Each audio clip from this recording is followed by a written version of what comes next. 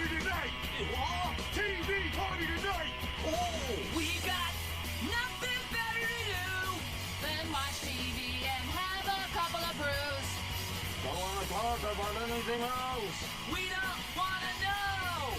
We're dedicated here! To our favorite shows. Oh, my circuits! Everybody loves Hypnotoad. Scary dog! Pearson at Blurnsville. Futurama! Good evening. You are listening to a Radulich and Broadcasting premiere podcast, TV Party Tonight. I'm your host, the mandated reporter, and frankly, I'm mortified, Mr. Mark Radulich.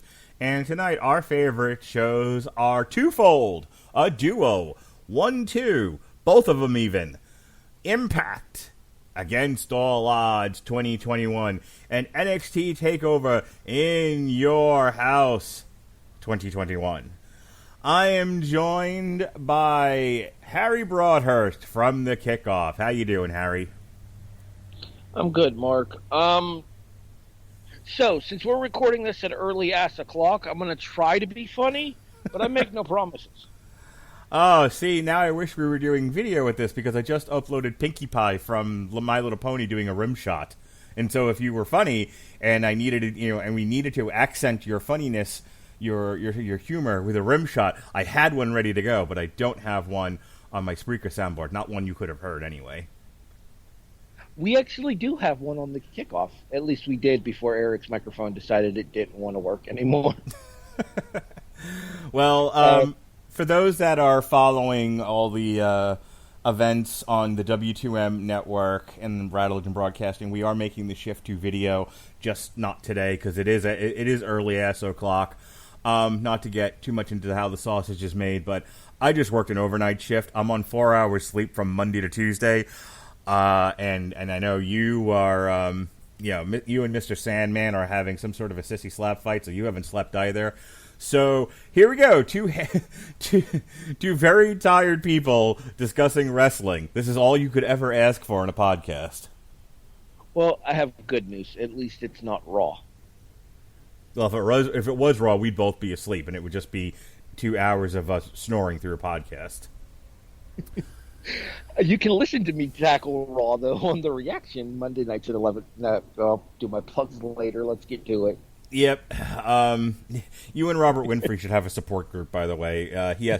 He as of late has to fill in doing Raw coverage for 411, and every time he does that, he is angry all week. I'm like a beaten housewife. Like, when he comes on Damn You Hollywood and he's surly and not cotton to my nonsense, I know that he's had to cover Raw that week and he's just about had enough of life.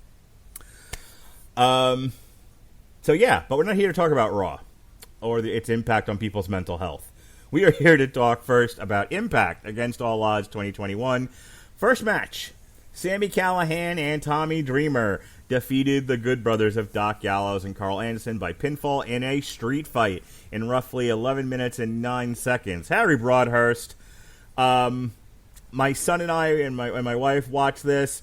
This was kind of a fast food drive-through McDonald's cheeseburger version of a street fight. This is kind of, you've seen one, you've seen them all. I think it's difficult with this sort of thing because they're taping in the studio. It's kind of B-movie, low-budget wrestling. Cold. And when you have seen so many death matches and street fights every single month for meow long, they don't stand. This is a comment that I made to Chris Bailey when we talked about this a few months ago. After a while, these all just start to run together. So, was it an entertaining match? Sure. Was it the same street fight I've seen for the past months? Also sure. But what did you think? First of all, our best wishes to Chris Bailey. Hopefully he'll be back with us next time we do one of these. Hopefully. No, I don't disagree. And I think another problem is 2021, 2020, 2019, et cetera. Tommy Dreamer matches all kind of run together anyway. Like, I like Tommy Dreamer. I'm a fan. I was a huge fan of ECW. I always have been. I always will be. I was going through and watching the back catalog stuff on the network before the shift happened, and Peacock and ECW get along fantastically, but they're finally just now starting to upload more of the ECW TV archives to Peacock, so I can start to pick that back up. But it's clearly not 1997 anymore, and Tommy Dreamer is still wrestling. Mm-hmm. And Tommy Dreamer is still trying to wrestle like it's 1997. I respect what Dreamer's done for wrestling, but even I have to kind of question, like, what's the point in regards to Tommy sometimes. Sammy, I understand. And Sammy picking up the win here after hitting, I think, Anderson with the baseball bat. It makes sense because it sets Sammy up on his road to Kenny Omega, since he was the announced number one contender for Slammiversary. Right, yeah, I'm fine with the finish. I'm fine with Sami Callihan winning. I'm with you. I don't really understand at this point in 2021 what the thinking and impact is behind let's push the guys that were popular in ECW in 1995. Like, why? What at this point, who's still watching that was a diehard ECW fan that gives a shit anymore? Like that Venn diagram, who could possibly be in the middle of it? Not to mention, too, when you just for simple mathematics, too. You imagine these guys were in their mid-20s, early 30s when ECW was a thing. That would put them in their 50s at this point. And Impact is a company that has traditionally not skewed towards older talent.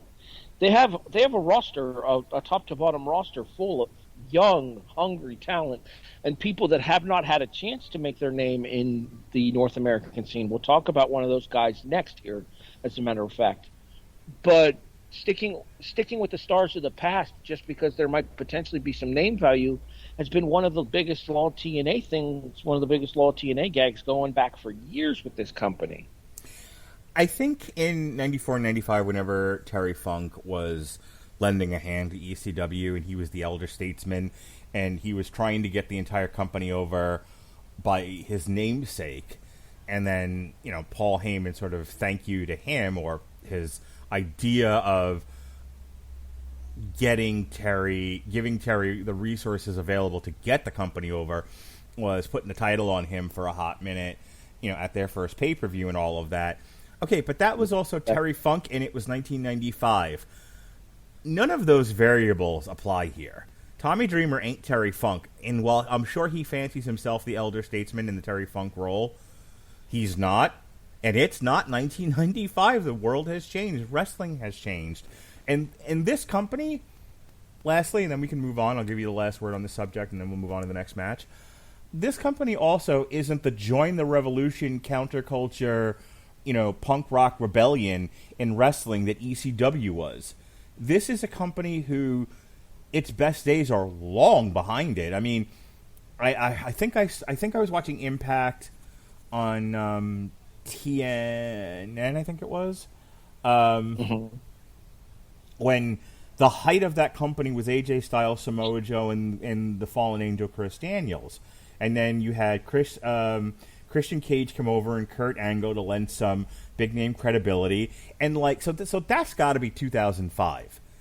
So the height of this company is about 2005 to whenever a lockdown with Samoa Joe and Kurt Angle was, which had to have been between 2005 and 2007. Okay, I was close. Okay, so you're talking about a 3-year period where this company was at its height. Help me out with math. 21 minus 8. 12 and a half years ago. Right. So at this point, all of the factors where Tommy Dreamer might look at himself in the mirror and go, I'm going to do what Terry Funk did for ECW, like, none of that applies. Yeah. Real quick, 97 for Barely Legal for the first ECW pay-per-view for Funk, but your point stands.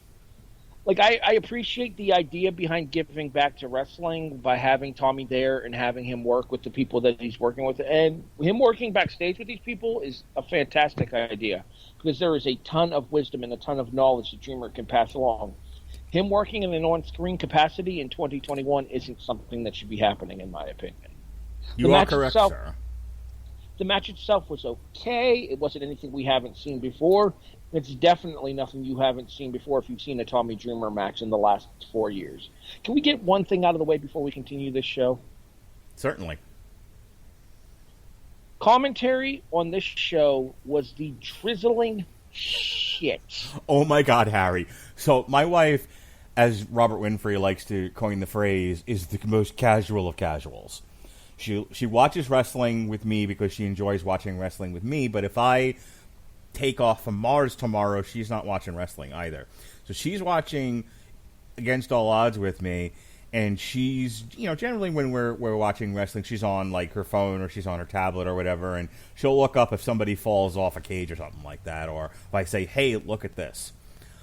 She looked up. I wasn't paying any attention to her.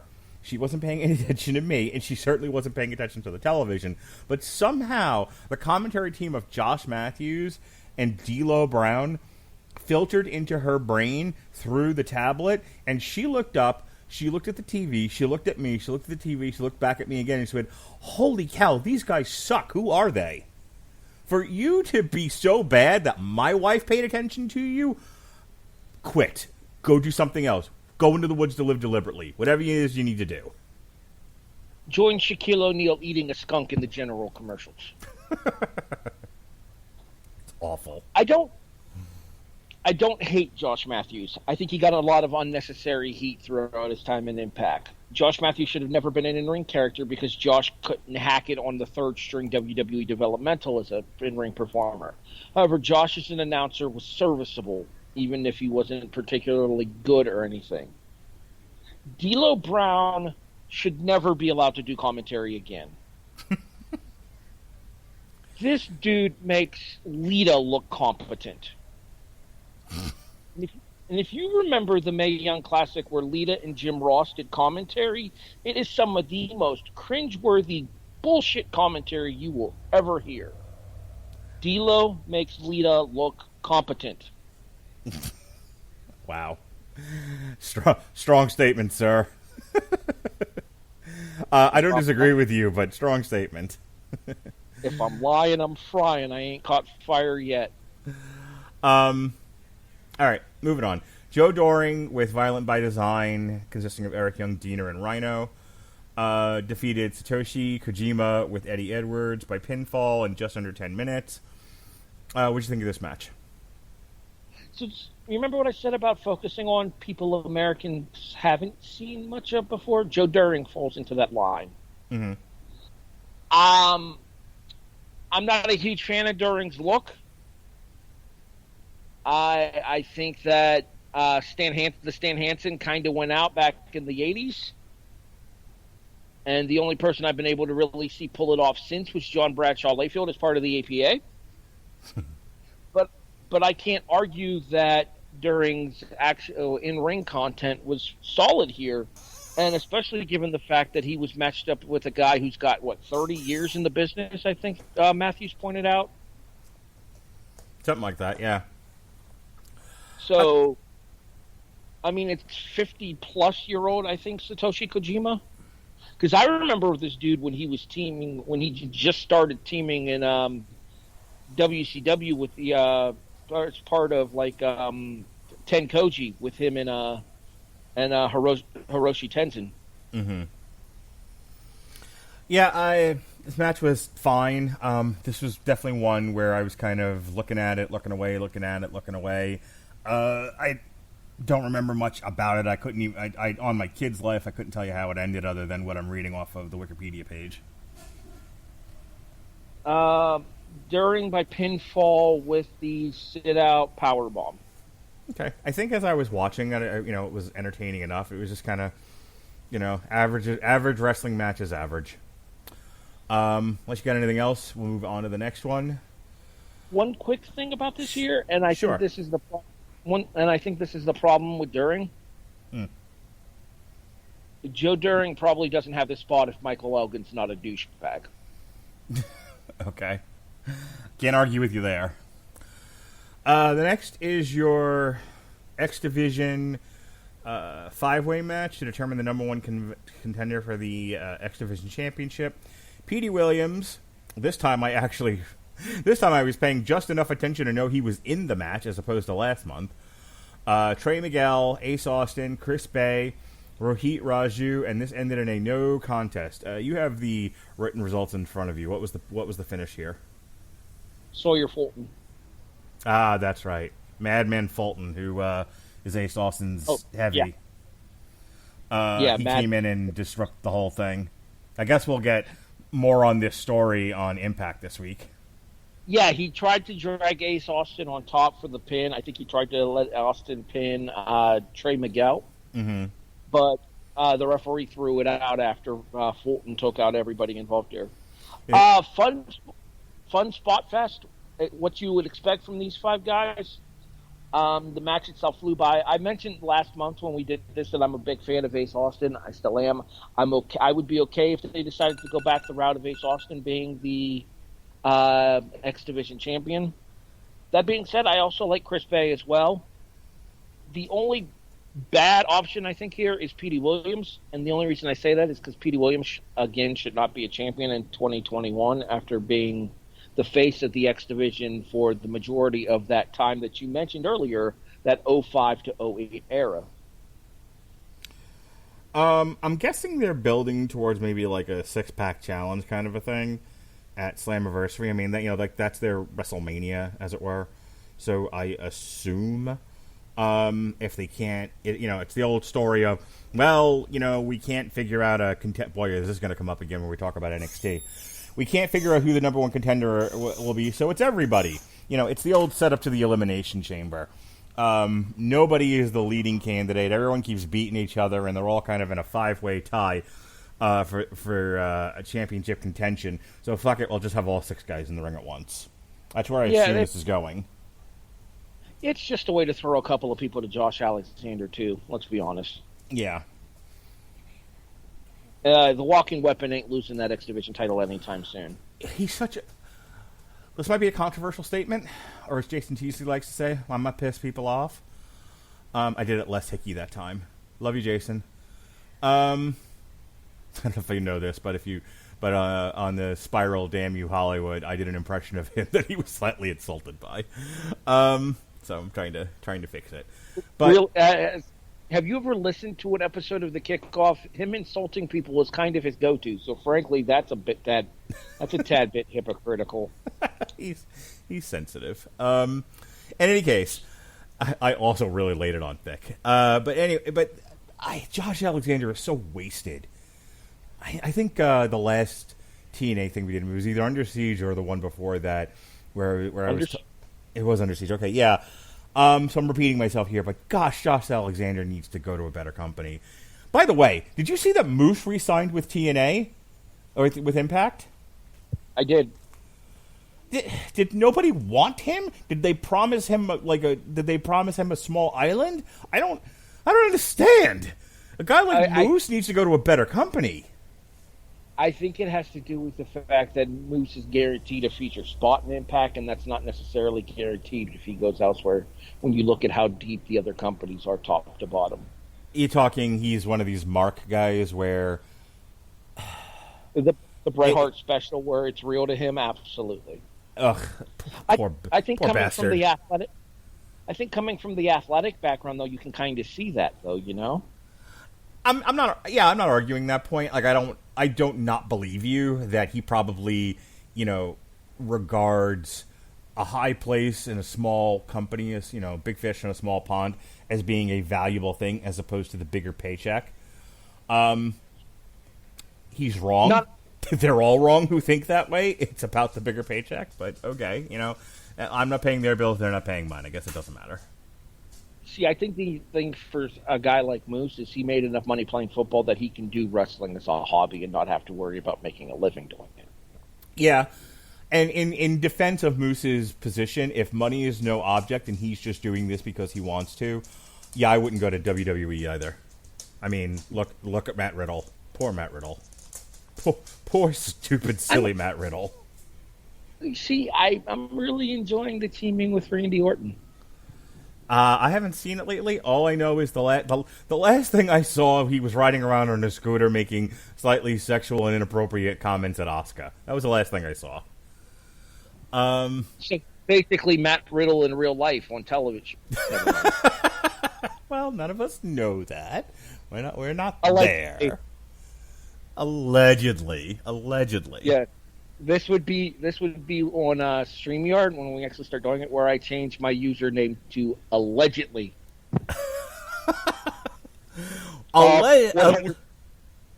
I'm 100% going to pull the Sammy Guevara card bit with my username on StreamYard. I've already discussed it with Eric.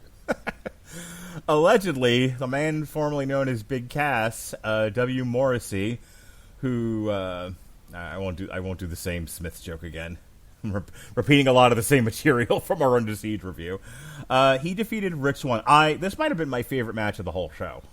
Oh, I'm sorry. Go ahead. I love a good, like, big man kills a little guy. The little guy gets a hope spot here or there, but basically gets, like, just mauled. I mean, I think if I have to... If people listen to these podcasts because they're like, come on, Radulich, give us your harsh criticism. That's what we're here for, if nothing else but to argue with you about it and write nasty things to you. I'm here for that, people. If I had to find one thing to criticize about this, I think they give Rich Swann too much, and this was a little long. I know Rich Swann was just the Impact champion, so, like, how weak do you really want him to look? I get the argument, but... if right now you're pushing W. Morrissey and you're pushing W. Morrissey as the monster of the new monster of Impact, and you're going to do big things with him, he needed to kill Rich Swann in 5 to 7 minutes, and Rich Swann should have had 1 or 2 less hope spots. But, like, that's like going to see a really, really good movie and going out of your way to find something to criticize about it. Generally speaking, best match of the night, in my opinion. Love this match. Love the story they told here. I'm hoping Morrissey keeps his mental shit together and and does big things and goes far places. 100% agreed that this was the best match on the show, and one of the few matches that actually kept my eyes on it the entirety of the match, rather than working on whatever else I happened to be working on at the time when I watched it. You said it, brother. The thing about it is Morrissey just looks so much different from everybody else, with the possible exception of a guy like Moose. Moose is 6'8". Moose is 270 pounds of solid muscle. Morrissey's more than 6'8" and more than 270 pounds. But I forget who I was talking to, and the only thing I could think was, Jesus Christ, Cass is ripped now. Yeah, he looks awesome. Meanwhile, Enzo looks like he ate Enzo. I haven't seen him lately, so if he turned into a big fatty, that's a new one to me. Google. That's all I'm going to say. Google him. Perfect. But no, I don't disagree that this maybe should have been a little more dominant towards Morrissey, but I think you kind of made up for that with the finish of Morrissey, more or less no-selling Swann's finish. Yeah, he walked right through him. And it's so funny because it wasn't that long ago, Rich Swann just, what was it, 2 months ago, it was at Rebellion, where he took on Kenny Omega. And him and Kenny Omega went 50-50. And then you see Morrissey take the Phoenix Splash here and literally sit up and roll through right into a power bomb. Yep, perfect. I love that finish. Not into a power bomb, into an F5. He threw him with the F5, and then he lifted him up into the chain of power bombs that finished with the. It was kind of like a jackknife, wasn't it? Kind of. I think it was closer to the F5 than it was the jackknife, but it looked cool, man. And I'm all. Yeah. And I'm all about, like, I generally don't love the smaller guys. I'm a big guy wrestler fan. Again, famously Ultimate Warrior, Goldberg, those types. I kind of like Morrissey working with the smaller guys because I want to see him throw people around for a while. Like, Morrissey needs to go on a run where he basically doesn't lose matches for a while, and then maybe he takes the title off of Kenny Omega, or he takes the title from the guy that takes it off Kenny Omega. But we need to get W. Morrissey a long run of wins before he faces any significant challenges. And I think Impact has a great roster full of little guys for him to throw around, and will really bump for him.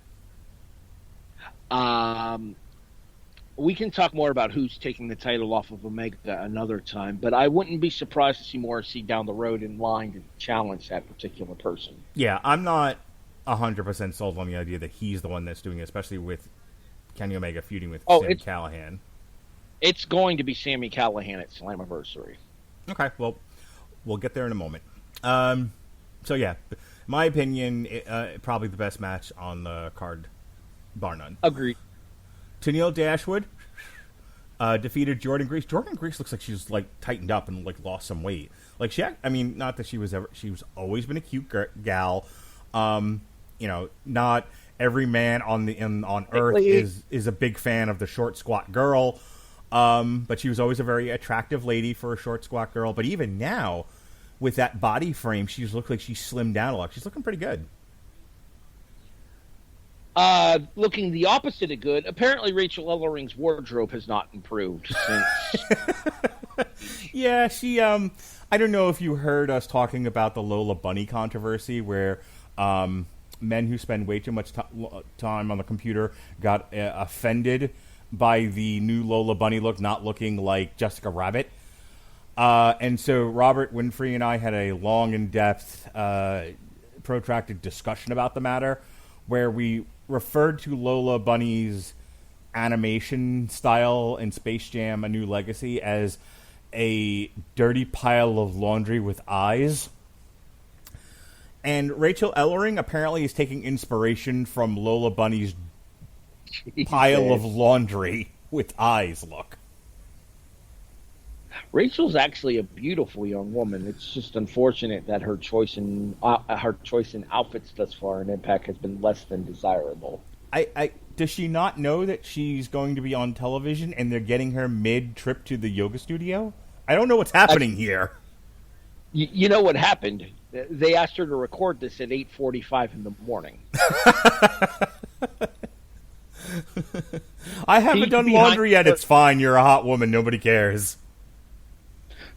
Peek behind the curtain, folks. As far as Tenille, and I keep wanting to call her Emma, old habits die hard.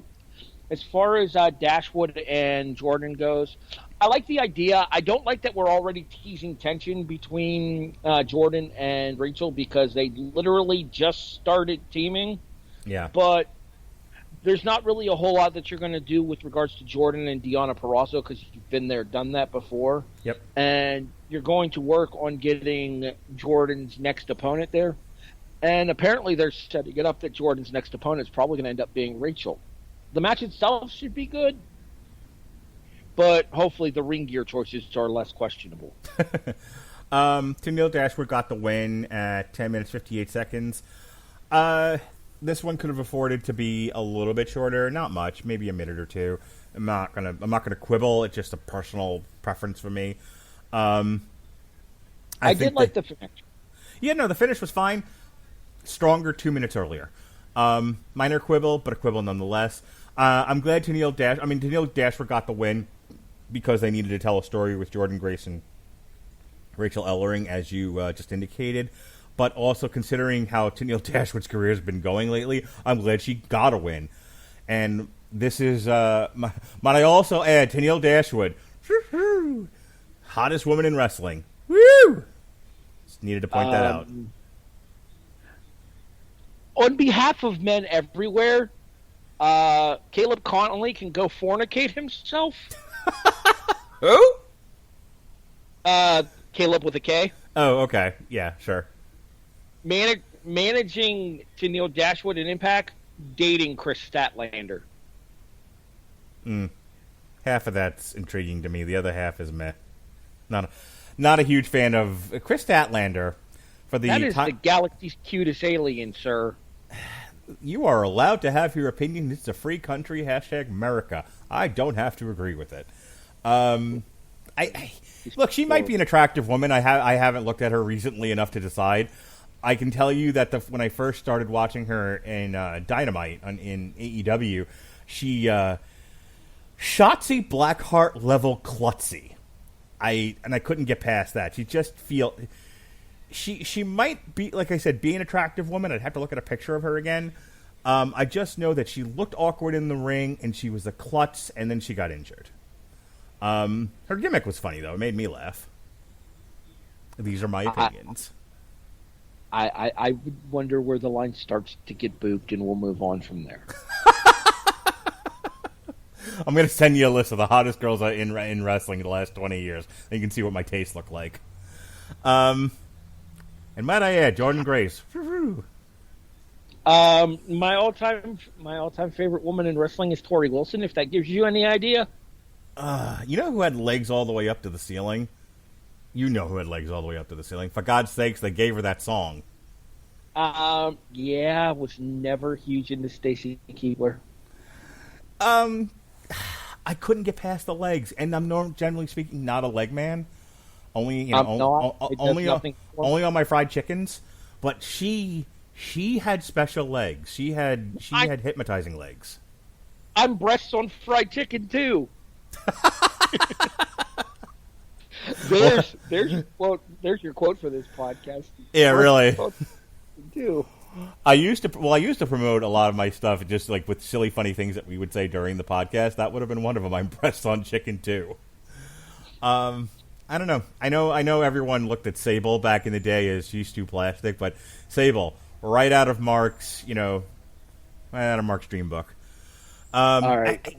All right, actually, look. This is a man's podcast, and we're talking man shit now. Let me ask you an important question here. I don't know how much younger you are than me. I'm 45, and I was in my 20s, I guess, during the Attitude Era. Got about a decade on me. Okay, so you were a small child during the Attitude Era. A teenager. Close enough. Sable or Sunny? That's the eternal question. Goobers or Raisinets, Sable or Sunny? Believe it or not, neither. You got to choose one. Really? Because Kimberly's the answer. Who?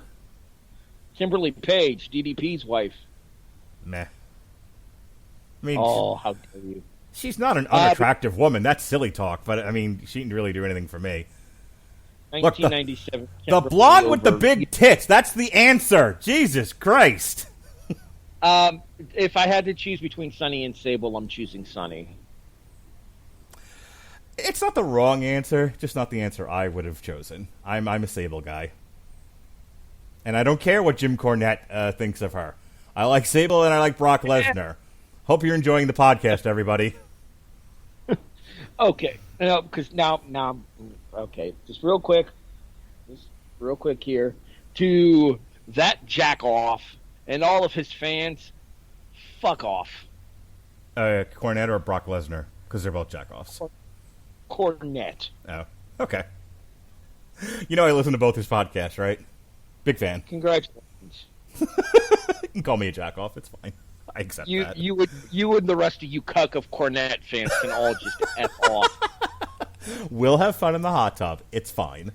If you're looking at Stacy, ain't nobody having fun. I don't even know what his wife looks like. I didn't follow wrestling back then. Okay, yeah. If you get a chance, search for Ohio Valley Wrestling Sin, and there's your answer. SYNN. Okay, well, one man cannot tell another man who to love, and Jim Cornette may love Stacy and all of her inner or outer beauty as he sees fit. You can, however, offer them pushes to love her, allegedly. Allegedly. Hey, speaking of attractive women, how about that Kiera Hogan? She's a cutie patootie. Okay, so just real quick here. Yes, sir. Because we've been focusing a lot on looks here, and that's not what I try to do, but it happens. I'm a guy. I don't know what podcast you thought this was, but go on.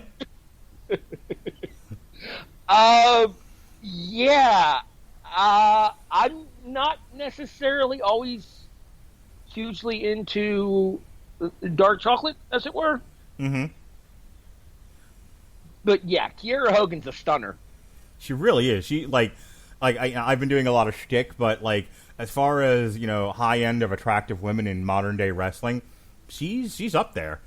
I mean, Steve Cook of 401 Mania, good friend of ours, I'm a longtime fan of him and the departed Larry Zonka.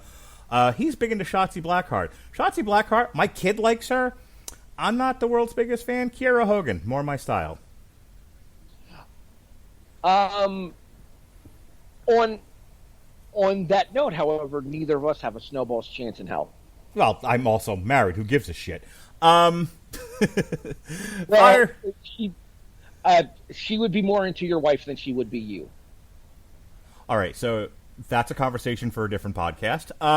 Anyway, moving on. So speaking of my wife, since you set me up for that perfectly, so second time my wife looked up from what she was doing, utterly not paying attention to, not a huge fan of Impact. Like, I can find the good in almost anything. But, I'm a wrestling fan, and so there are things that appeal to me in even the worst wrestling. So, sure, there's plenty of stuff in Impact that I like, and that's what we're talking about, the good, the bad, and the ugly.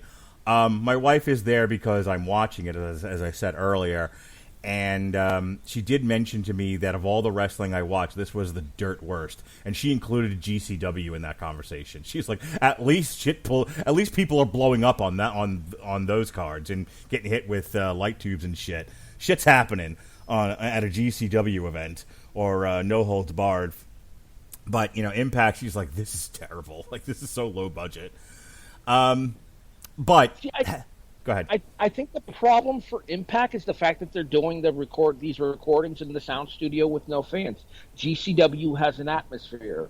AEW has an atmosphere. The WWE, despite how ridiculous it can get at times with that Thunderdome crowd and the Thunderdome sound splicing, it has an atmosphere. It's fucking silence for the sound studio for Impact. Or it's like canned fucking sitcom heat. Like, it's awful. It's horrible aesthetically. Yep. And I think that was informing some of her decision. The point that I was getting to was that the second time she looked up from what she was doing was when Fire and Flavor came out. And so we've been going over about how attractive Kiera Hogan is. Very, very good wrestler, very solid wrestler. I enjoy watching her wrestle. For those of you like, too much with the looks, fellas. Fine. She's solid. She's a great wrestler. So Tasha Steele comes out with her because they're Fire and Flavor, as you know. First words out of my wife's mouth. Who's the strippers? And as she's saying this, Tasha Steele bumping that ass, just popping it like it's hot. Be fair, Kiera Hogan did twerk all the way down the ramp, so your wife's not entirely wrong. Look, if a girl is going to twerk to the ring, she's going to get called a stripper. That's the rule. It's the 11th commandment handed down by God to Moses. It's one of the ones that was on the tablet he dropped. Yes, exactly. I have these 15, 10. See, that's the tablet dropping. 10 commandments. All right. Mel Brooks humor aside. Hey, want to talk about the match? Not really, because it kind of sucked. So, this is Pride Month, and Susan looks like she just walked out of a Pride parade, and then you have Kimberly is the one that walked out of the Pride parade, and then Susan is wrestling in a business suit, and my wife had to explain it to me because I'm dumb where stuff like this is concerned. She's like, "Yeah, Susan is in a pantsuit because something about Karens and Susans." And going to HR, and one's worse than the other, and at that point, I put my head in the oven. Anyway, the match itself was, I don't think Susan or Kimberly are very good wrestlers, and when they're on TV, I tend to check out. And I'm glad Fire and Flavor retained their titles. Your witness, sir. I like Sue Young. I've liked Sue Young for years. She's the gal in the pantsuit? Yes. Okay. That's the undead bride in a new gimmick. That's not the Hot Mess Express, right? That was Laurel Van Ness, Chelsea Green. Right. Okay. Oh, another hot girl. or as she's also currently known, Zack Ryder's better half. She's married to that mope? Engaged, I believe. Chelsea, Hot Mess Express, whatever the hell you are. Bob, you can do better. You can do better. Dude, he's gotten Chelsea and Tennille Dashwood. Let that sink in. Okay, now he's my new hero. I take back every bad thing. You deserve that title in Texas, sir. I applaud you, Zack Ryder. Nick Gage is gonna fucking kill him anyways. Yeah, he is. All right, back to the match, which unfortunately we have to talk to. We are legally obligated on the course of this podcast. Frankly, at this point, I am a mandated reporter who is currently mortified at this match quality. Ugh. No, it's just the finish got blown. Mm-hmm. Like the dropkick senton was a nice thought. The execution of it was just miserable. Yeah. And then Tasha's frog splash left a lot to be desired as well, because she got almost no frog and very little splash off of it. Like, I think Tasha and Kiera are a competent tag team, and we've seen them actually have some really good matches. Like, I thought the match that they had with Jordan and Rachel last month on Under Siege was actually pretty decent. This right here, it wasn't it, as the kids say. I think Kiera Hogan and Tasha Steele are in that like mid-tier wrestling ability category where they rise to the level of those who are in the ring with, or sink to the level of those they're in the ring with. And in this particular case, they wrestled a pair of anvils. Like I like Su Yung, but the Susan gimmick does nothing for her. I'm hit and miss on Kimberly. I think she's had moments, but I do think that her brightest years are behind her. Mm-hmm. And I think there's a lot of bitterness that affects her in-ring abilities these days as well. Right now, Kimberly's best contribution to pro wrestling is being Nash Carter's wife. Violent by Design making their second appearance on the pod. Take two. Violent by Design making their second appearance on the pay-per-view. This is a combination of Diener, and speaking of people who are too old for this, Rhino, with Eric Young taking on Decay, who are Black Taurus and the Mantar getup, and Crazy Steve. This is a lot of words I just strung together that don't mean a whole lot to me, except for Rhino and Eric Young and Mantar. Two things again. One, Taurus. We had this conversation in Under Siege. And I'm sure we'll have it again at Slammiversary. I'm an old man. Most likely. Two, I'm actually okay with the usage of Rhino in this situation here, and the reason I say that is because Rhino's getting a chance to work with some of these younger guys like Black Taurus, like Crazy Steve, like some of the other tag teams in the tag team division here, and he's not in a feature spot, whereas Dreamer was in a feature spot in that marquee match with Callahan against the Good Brothers. Yeah. Not to mention, I still think Rhino has a lot left to give, because you got to remember, ECW Rhino was only like 20. So Rhino.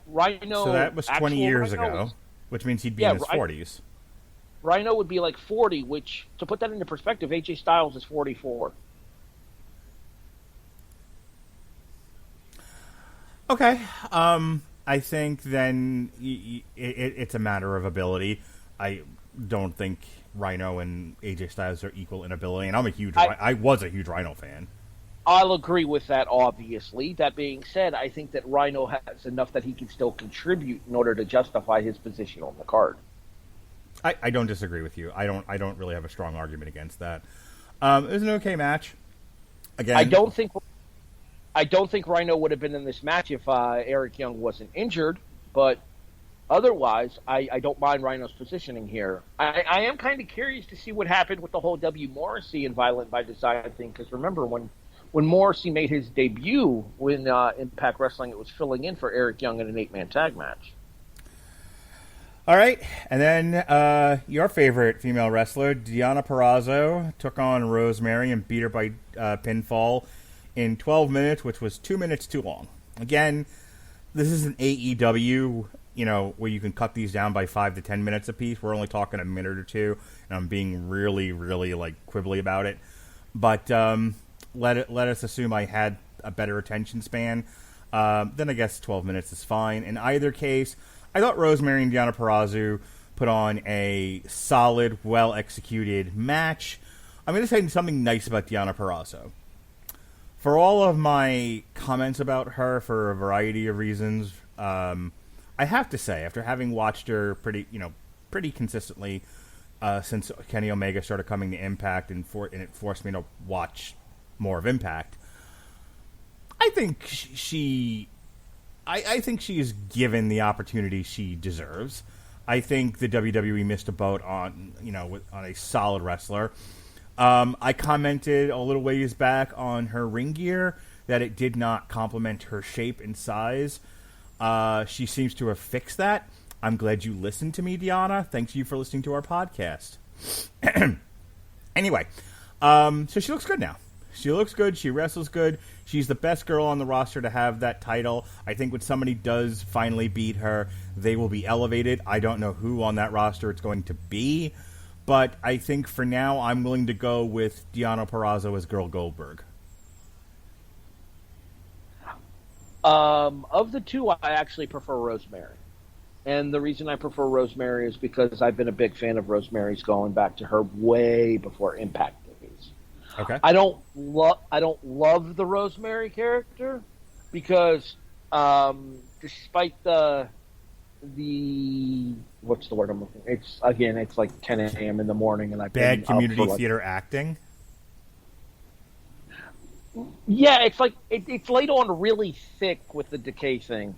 Like, it came off much more natural when she was with Abyss than it does with Steve and Tarish.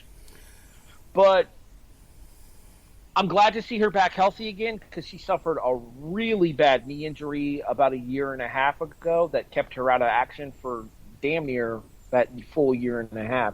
She's just now starting to return to in-ring competition, and I think that there's potential for her to be a solid high-end babyface in Impact Wrestling. I think it's going to require a connectivity with the fans that she currently doesn't have, but I do think that there's potential for Rosemary going forward. Yeah, here's the thing. I think she's got to lose the Rosemary gimmick, maybe not lose it 100%, but she needs to tweak it a little because in her current half a B-movie horror character form, I think it's limited. It's one of those like WWE gimmicks that you get where, sure, it makes you stand out and get you TV time, but you're going to hit a ceiling based on... Think about like Mick Foley, right? Mick Foley transcended the gimmick and shattered the glass ceiling because he, at one time in his career, was one of the most talented guys on the roster, whether he looked it or not. But when you think about, and I'm drawing this from his own words on the A&E biography, they gave him if anybody else had the Mankind gimmick, it would have never worked. It's kind of like the Terry Taylor thing, where it's like Vince looked at him, like, you're the cock of the walk, and he took him literally, allegedly, and then started acting like a chicken, for no apparent reason. So it's like... So it's like one of those things where it's just like, you're only going to go so far with this thing. You either need to find a way to make it relatable and transcend, or you're going to be stuck in the same rut. Or you need to find a new presentation of yourself so that you can take advantage of whatever opportunities you might be afforded based on your talent. Yeah, like we've seen kind of the different personalities of Su Yung over the years in Impact, and I think we kind of need to see the same thing from Rosemary here, because there's actually a very talented performer under the Rosemary gimmick, but I don't think the gimmick is going to connect with the mass appeal audience. I was thinking about like the girl who's currently I can't remember her name, but the bunny in AEW, where Allie. Or I think didn't Allie do a couple of different personalities, and she showed she had a degree of range for a young wrestler? And one of them was being half in love with Rosemary. Yes, I remember something like that from the brief period I might have paid attention to Impact while I was switching channels. All right. The reason for the season, the whole reason I watch Impact, our buddy, wherever he goes, we go, Kenny Omega, the Triple Champion, Impact, AAA, Whoozy Wutsy Champion, and AEW Champion, took on Moose. And he beat him. He beat him in 22 minutes. Second best match on the card. Solid. Just best match Kenny Omega has had since crossing over into Impact. I thought him and Moose put on a hell of a match. I was disappointed. I knew I had an inkling that Moose wasn't going to win, just because this was an Impact Plus pay-per-view, and why would you do that? But as Chris Sheehan once said on this very podcast, when you can lose yourself in the match and forget that it's all a bunch of nonsense, it's a good match, and that's what happened here. I allowed my suspension of disbelief to take effect, and I was cheering for Moose, and I wanted him to win, and that dastardly Kenny Omega and his cohorts caused him to lose. And, in the meantime, I thought Kenny Omega and Moose put on a very entertaining, very hard-hitting, very athletic match. I was impressed. Yeah, the match itself was really good. I don't have any complaints. I think Moose doesn't get the credit that he deserves for the talent that he is inside of the ring and how much he's matured over the years as well. Because if we're being honest with ourselves, Moose in Ring of Honor at his starting points was garbage. But he's gotten a lot better, and he's developed into the character, and he's learned the persona, as well as he has the ability to channel it into his matches. So there's a charisma factor that early Moose didn't have either. Sure, for sure. Go ahead. Okay, so I joined. I did the NXT TakeOver preview for the Cajun Strong Style, which is associated with Under the Dome 1037 in Lafayette, Louisiana, with my buddy Clint Domingue CD. And hang on, look at you on big time terrestrial radio, you superstar. And I made a very bold statement there, and I'm going to make it here as well. I get that people love Kenny Omega. I get that Kenny Omega is very popular with both marks and smarks alike. I don't think Kenny Omega is going to be as special as Kenny Omega is soon. And the reason I say that is I think Buddy Murphy's a better Kenny Omega. Ugh. You can all you run to. I'm not wrong. I'm not arguing with you, but still, ugh. Here's why I say ugh, and I can do this in 50 words or less, I promise. I'm not in a position to really disagree on the nuances and finer points of what makes Buddy Murphy a better technical wrestler than Kenny Omega. Here's what I do know. There's actors and there's stand-ins. And stand-ins sometimes might be a better theatrical actor than the actor themselves. Still stand-ins. They don't have that marquee name value. People don't know who they are. And I will agree with that. Obviously, Omega's the bigger name, and I do think Omega's the better promo. But in terms of in-ring content, once the bell rings, I think Murphy is better. And if I'm AEW or if I'm Impact Wrestling, I am trying like hell to get him. So Kenny Omega is the Clerks of wrestling. Okay? He's the big indie picture that indie nerds fell in love with. And because indie nerds fell in love with it, it migrated into mainstream, and it made Kevin Smith a star. Okay? Kevin Smith would go on to do an entire universe full of pictures, but also get hired by the greater Hollywood studio system to do bigger and better things. They didn't always work, and I'm not saying Kevin Smith was a success every time out. But if not for Clerks, there is no bigger and better mainstream Hollywood studio Kevin Smith. Kenny Omega is Clerks. So, my question to you, what does Buddy Murphy, because Buddy Murphy is currently a student film in class that no one's seen before, I'm sorry. I'm not giving him credit for being in a tag team nobody remembers with Alexa Bliss in NXT. Skip a few steps. Seth Rollins is goon. Nope. It's just we're talking about the greater population here. What does Buddy Murphy have to do to have his indie moment of fame that will migrate into the mainstream and make him on par with Kenny Omega? Because right now he's not there. He's not even close. You want the honest answer to that? No, lie to me. Yes, I want the honest answer. Ring the freaking bell. But okay, if a tree falls in the forest and no one's there to see it, it doesn't make a sound. The best Chinese restaurant in Joe's basement behind the door that says "Beware of the Leopard" isn't the best Chinese restaurant in town. The one that everybody knows what the best food is. And I read that in a book somewhere about the history of Chinese food. Doubt me if you will, but I will send you the book. Give Murphy the chance to shine, and he will shine. So, all right, be creative. You're booking the man. You're his agent. You're Kenny Omega. His Clerks moment.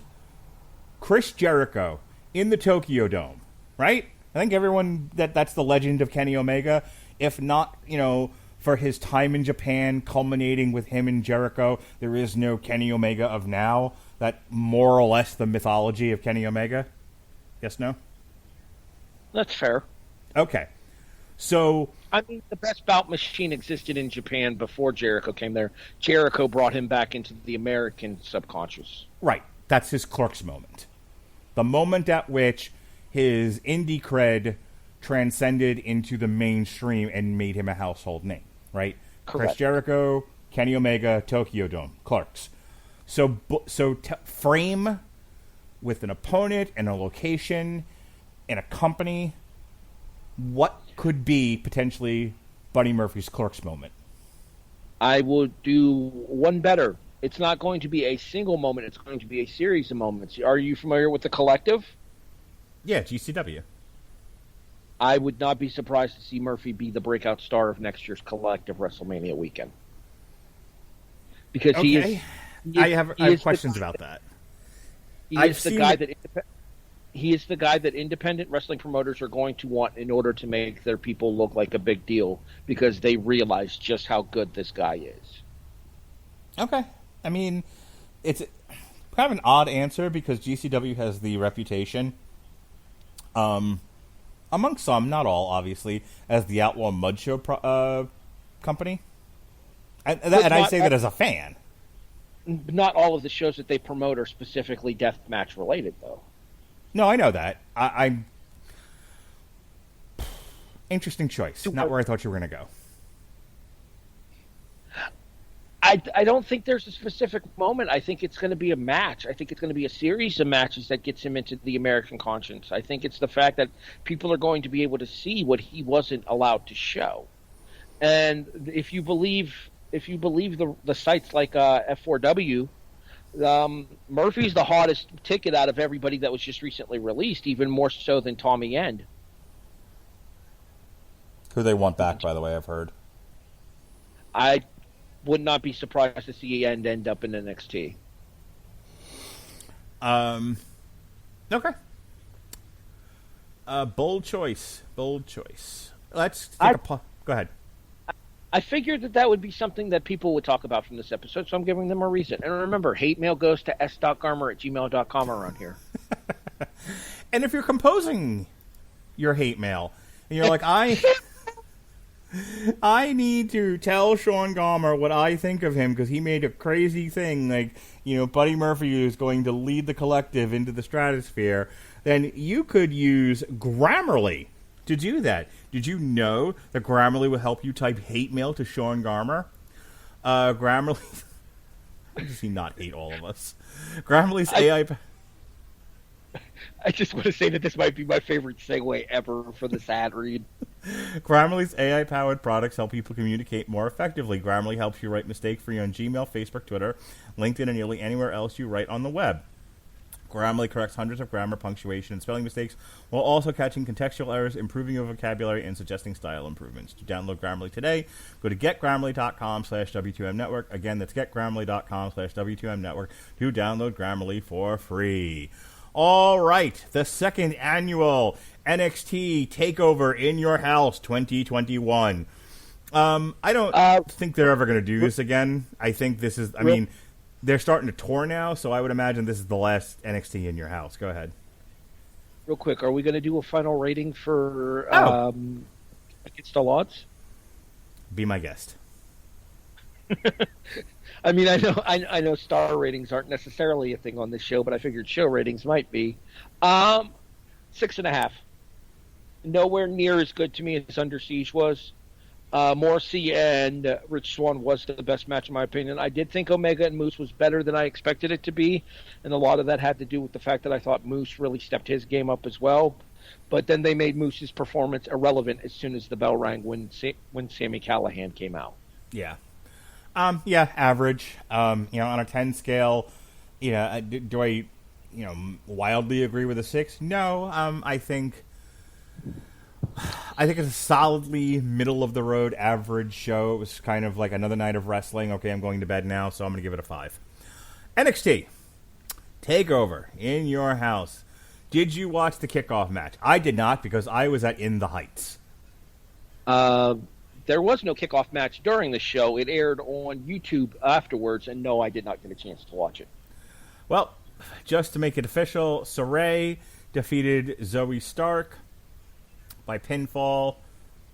Saray and Zoe Stark defeated Aaliyah. I read that wrong. And Jessica Kamea.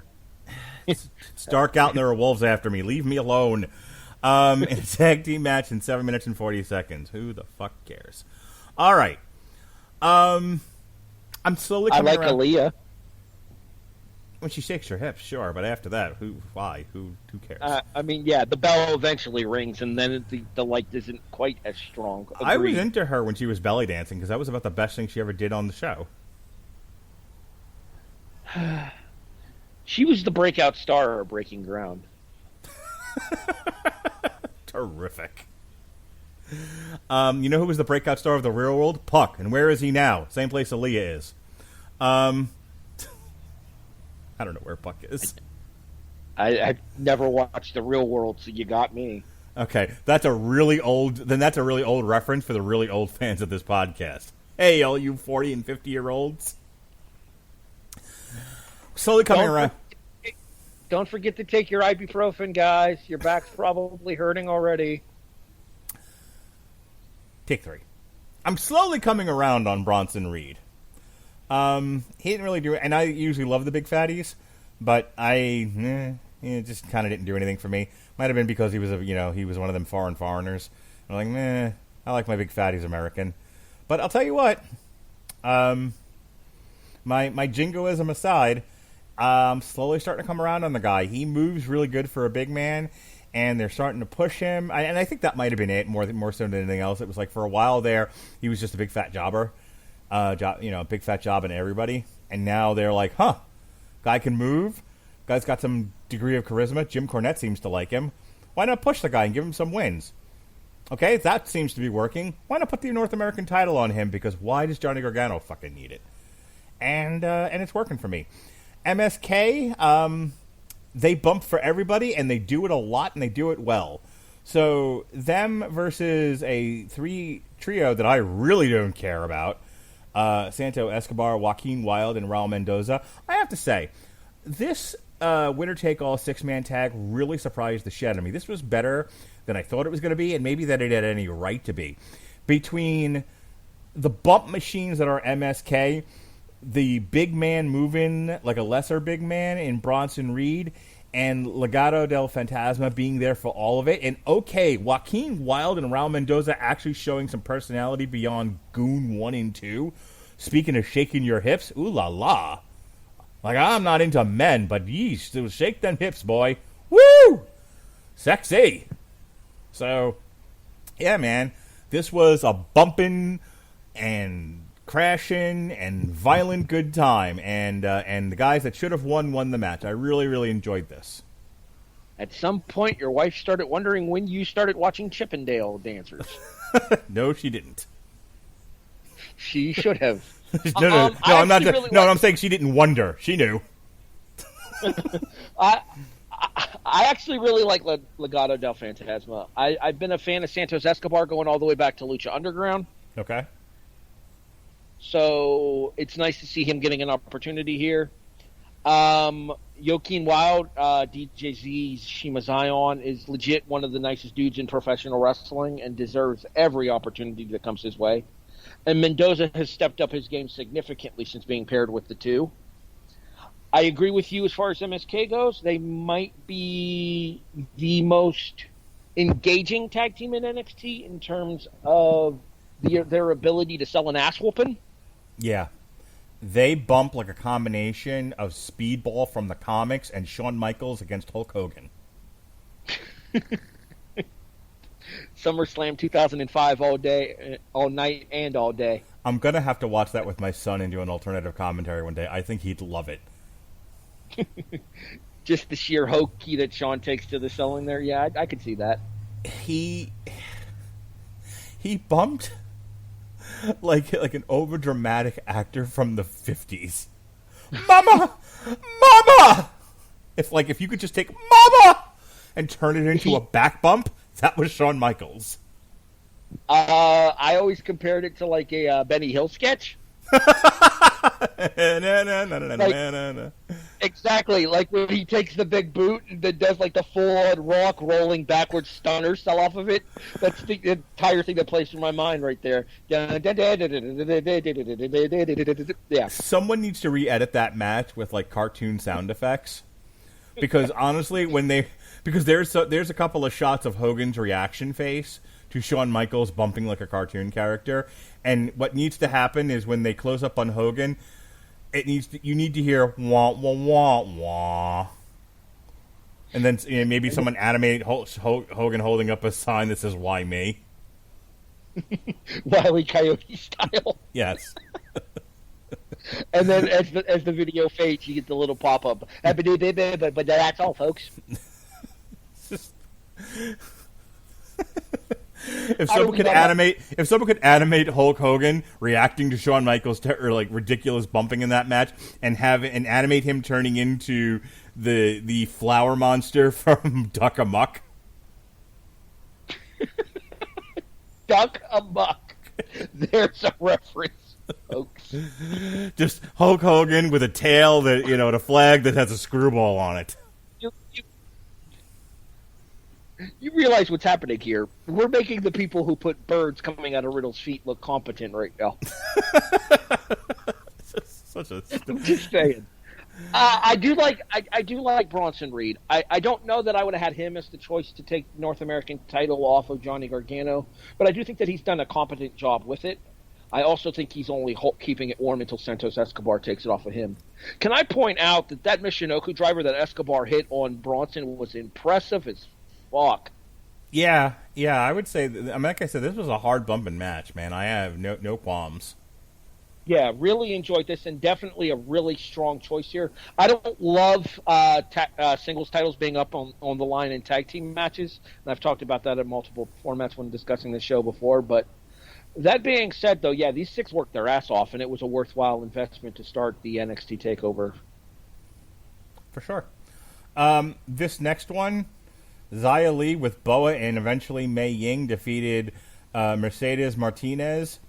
I hope they're paying you a lot, Mercedes Martinez. You deserve it for the shit you have to take in this company. Either way, Xia Li, who they are currently pushing, beat her in 7 minutes and 40 seconds. This gets the Mark Radulich stamp of fine. It was fine. I have nothing else to say. Yeah, the match was okay. It was there. I do like the fact that they kind of continued to pay it off on NXT on Tuesday night, but we're not going to discuss that here. The Mei Ling thing, easy for me to say. I get the idea behind the character. I get the whole machinations behind the character. It just doesn't do anything for me. And knowing what I know, because I'm one of those fans that likes to know the story behind the story, knowing what I know about who's portraying the character, I'm not impressed either. Now, there's a rumor as who the eventual reveal is going to be, and if that happens, then I am significantly intrigued. I might not even know who this is, but who's the rumor? Well, first of all, the current person portraying the character is Karen Q. I don't know if that name means anything to you. It does not. She was a part of the Mae Young Classic a couple of years back and was starting with NXT when she blew out her knee. And then they gave her the device here. The rumor that I have heard, and again, this is strictly speculation, the rumor that I've heard is that the person behind the Mae Young character is going to be Kairi Sane. Oh. Well, that would be a twist. Okay. And if that ends up happening, I'm here for it because it would be the complete polar opposite of the character that Kairi was before. Well, hear me now, WWE. If you bring Kairi Sane back, just don't let her anywhere near Nia Jax, for the love of Christ. Oh, they preach. LA. Go ahead. My head still hurts thinking about those poor ring steps. Oh. Yeah. Poor girl. Yeah, poor girl is right. I don't think I have felt that bad for a wrestler in quite some time. Cameron Grimes might be my new favorite wrestler. He's hilarious. Like, he has all the things. He's got good size. You know, he's a very good wrestler. He's a bump machine for such a big dude. He's got good ups, for his size and his build. He's hilarious. I love now that he's not portraying, one of the characters from Dr. Sleep's The True Knot. And they actually gave him like a really funny update on the $1 Million Man gimmick. I think it's hilarious. I am. I watch a lot of wrestling on Fast Forward. I stop for Cameron Grimes. He's hysterical. I didn't understand why LA Knight was even in this match until they explained it. So I think the star of this match was the production team who explained that LA Knight is also a rich person who would also benefit from the $1 Million belt. I'm like, oh, okay. And then these two bumped on ladders for 20 minutes. My son and I actually watched it. I had my son come out and watch NXT with me, and for the most part, I was like, just play your game and just be on the couch with me. But when this match started, I was like, hey, put your game down for a second. You're going to want to watch this. And it was one of those matches where me and him were screaming at the television, ouch. So much ouch in this match. Yeah, a lot of those bumps that both of those guys took were probably not wise for the long-term investment in their careers. Yeah. But it sure gave a nice effect in order to get you invested in the match here. I don't think Damn killed Cameron Grimes in that one, on the one of a dozen bumps he took on a ladder. The worst one for me was the one where Knight hit that hanging neck breaker, and like the ladder turned right as Knight hit the neck breaker. Yeah, that might have been the one I was thinking of. You could see Grimes bounce off the ladder, and then you could see like the edge of the ladder where LA Knight landed go like right into his thigh. He was not happy. No, I mean, go out there and make a name for yourself, kid. Go and get over. You got 20 minutes. I mean, they did everything but shoot each other, in this one. And I'll tell you, I really enjoyed the match. I make fun of LA Knight because he has a stupid name and he just looks like an average white dude. But I'll tell you, I saw the value in him in this match. He's another bump machine. He's very, he's not snug in the stop hitting me, stop potatoing me, you mark sense. Like he's snug in the he makes his shit look really good. So I'm warming up to LA Knight. And his combination of wrestling with Cameron Grimes, I mean, I really, really super enjoyed this match. I thought they earned their spot here on the card. Well, if you're asking me if I enjoyed the match, my answer is dummy. Yeah. Okay. I don't see why you had to call me a dummy, but that's fine. Yeah, this was great. So my favorite part about this match was the huge disappointed reaction from the NXT TakeOver not the Full Sail, they're not going back to Full Sail, the CWC audience, and the fact that Grimes lost. Yeah, I was definitely one of those people. I was really disappointed. Like they've pushed him so hard on TV, and then they gave it to the other guy. The money is in the chase here for Cameron. Yes, Cameron Grimes is basically Jethro Clampett 2.0 is fantastic. They gave a hillbilly money, and it is playing out wonderfully. I need more of his theme song. I need more of him naked in money in his theme song. It's so good. The first time they did that, Chris Bailey and I could not stop laughing. You can thank Josiah Williams for that one. It's so fun. And I know it sounds strange to people who aren't used to my sense of humor, but it's the best thing ever. And WWE thanked Josiah Williams by cutting him. Oh, bastards. Yeah, that story takes a sad turn. No, I agree. I think this was the best match on the show, in my opinion. Yeah, I wouldn't disagree with that. I would say the 6-man and the main event were super solid and were fun to watch. I mean, I'm going to give my final thought now because I'm thinking about it and I don't want to have to try to remember I said this. I need to say this later. NXT is in this very weird spot because NXT used to be the show wrestling fans watched. Like, hardcore wrestling fans watched NXT because it was the best wrestling captured on mainstream television. It just was. I mean, yes, you could find New Japan, and New Japan was probably better, but you also had to buy the app and do the thing and stand on your house with rabbit ears. That's an old joke for 1994 ECW fans. But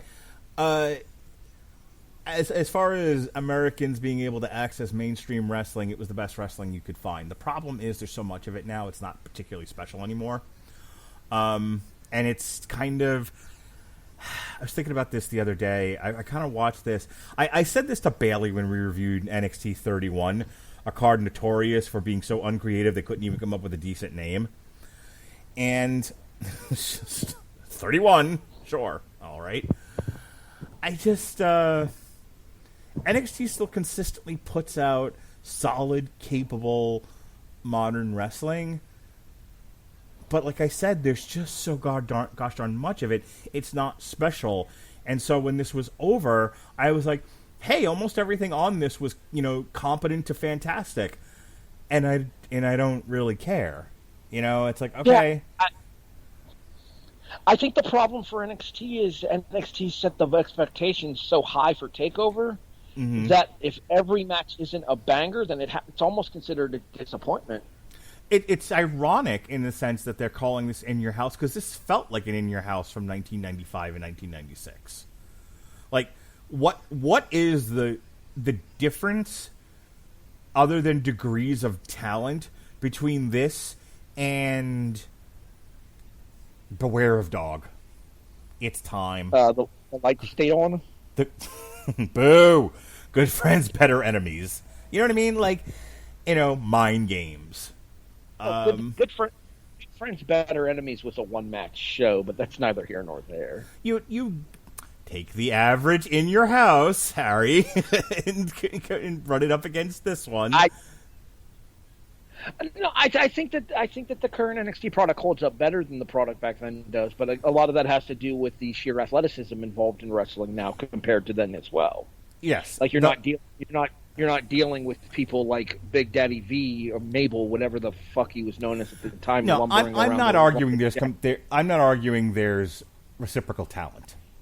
I'm not arguing comparable talent. I'm saying the specialness of the show is about the same. Talent might be better. Matches are definitely better. What I'm saying is, take any of the In Your Houses that I mentioned, run them up against the takeovers from the past year or two. Are there any that feel like WrestleMania, SummerSlam, Survivor Series, Royal Rumble? And the thing of it is the point that I'm making is that NXT used to feel like WrestleMania, SummerSlam, Survivor Series Royal Rumble. Now, So you're- they all feel like in your house. So you're saying we've reached the point of oversaturation for NXT? Yes. I don't disagree with that. I do think that they were better off when they had just the quarterly specials, the one before Rumble, the one before Mania, the one before SummerSlam, and the one before Survivor Series. The problem is if you believe the rumors that came out, it's that the main roster got tired of being shown up by NXT on the day before their big shows.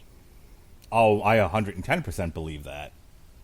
And for a while there, they had, you're absolutely right. They had a run of better shows in those weekends. And I kind of, there was a run of NXT where I looked forward to NXT more so than I did anything the WWE main product was doing. And to a degree, I still do. I was more looking forward to NXT than to Hell in the Cell. But I would tell you Hell in the Cell and NXT in my, we're talking the degree of which I looked forward to NXT versus the degree of which I was looking at Hell in the Cell is closer than it's ever been. Where 2-3 years ago, it would have been, an ocean apart. That's fair. Real quick, you mentioned the fact that you really enjoyed Cameron Grimes' theme song that Josiah Williams did. Yes. You know where you could listen to Cameron Grimes' theme song that Josiah Williams did? I didn't write the time down. Why does everyone do this to me? Such a control freak, and everyone wants to do my show for me, and I'm so tired of it. I'll do the plugs when I'm damn well ready to do them. Amazon.com! AmazonMusic.com is where you can find Cameron Grimes' theme, and it just so happens that we are giving away a free 30 days of AmazonMusic.com. And to take advantage of that, you click the link in the description of this here podcast. Get AmazonMusic.com/W2M Network. You click the link, you fill out the information, you agree to the 30 days, and you can listen to Cameron Grimes' theme song and picture him naked in a pile of money like we all do for 30 days, no cost. And at the end of that 30 days, if you're like, I need more Cameron Grimes' theme song in my life, I need to continue while I'm driving, while I'm cutting vegetables, while I'm taking my dog for a walk, I need to picture Cameron Grimes' nude, hairy body covered in money with the theme song playing in my ears. You can do that. You can keep the service. You pay the monthly fee. But if you're like, I think I've had enough Cameron Grimes in my life and I need to cut this out, you can discontinue the service. No fuss, no muss. Click the link. It helps us out. AmazonMusic.com/W2M Network. In addition, you can also listen to the latest podcasts from the W2M Network by searching for the W2M Network on any Alexa-enabled device. That is also true. Moving on. If it's any consolation, I hate when people do it to me on the kickoff as well, so I'm just figuring I'd pay it forward. Alexis, who's on Damn You Hollywood and does a lot of the comic book stuff, she'll try to cue me up and I just shoot her down every time. I'm like, no, I'm not doing it now. I'm not ready. No, you go sit in the corner, young lady. just to be a dick. Would ask who had time for that? Ain't nobody. Speaking of dicks, Raquel Gonzalez took on Ember Moon. I called my daughter out to watch Wow! Segue. King of segues. This guy right here. And you can't see it because we're not doing video, but I just did the Rob Van Dam thumbs. On the kickoff that has become known as a visual cue on an audio podcast. Yes, sir. No, I like Raquel Gonzalez. She's one of those people. This was kind of a fun matchup because here you have the indie darling versus the homegrown talent, and the homegrown talent beat her ass. I had my daughter come out and watch this because she's into Ember Moon and Klutzy Blackheart, and she was nonplussed. Watch wrestling with a child. It's a great experience, especially one who reacts like my daughter, like the way you're supposed to as a non-cynical, dopey fan. So she boos the heels and she cheers the faces, and when the heels cheat, she gets self-righteous, she gets offended, and she points at the screen, and she's like, oh, she cheated, how dare she, someone should do something about it. And it's the best thing ever. So she hates Dakota Kai. just not thrilled with Raquel Gonzalez, and she was super upset that Ember Moon lost this match. The girls put on a good match. Not as good as the 6-man or the ladder match or the main event, but, not in any way, shape, or form bad. It was just, everything on this match is good. It is good to great, and they just kind of slid right in there. It's hard. It's hard to find something that just distinguishes this match from everything else because there was more good than bad on this show. For me, the issue that I had with this match was the obvious finish. Like, it didn't take any kind of speculation at all to know that Raquel was keeping the title here. Okay. It was pretty much a damn certainty that Raquel was keeping the title here.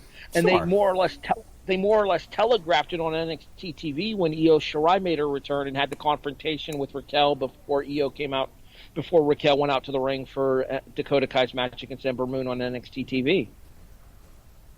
I hadn't watched NXT before this, so it was a surprise to me. As a matter of fact, I saw videos with Io Shirai showing up at NXT. Honest to God, I wasn't sure when that was. Because we're doing this on a Wednesday. NXT was Sunday. TakeOver was Sunday. And the latest episode of NXT was Tuesday night. I didn't know if it was the Tuesday yesterday or if it was Tuesday a week ago. So Tuesday. Her official return was Tuesday a week ago when she came out to help Poppy with Candice LeRae.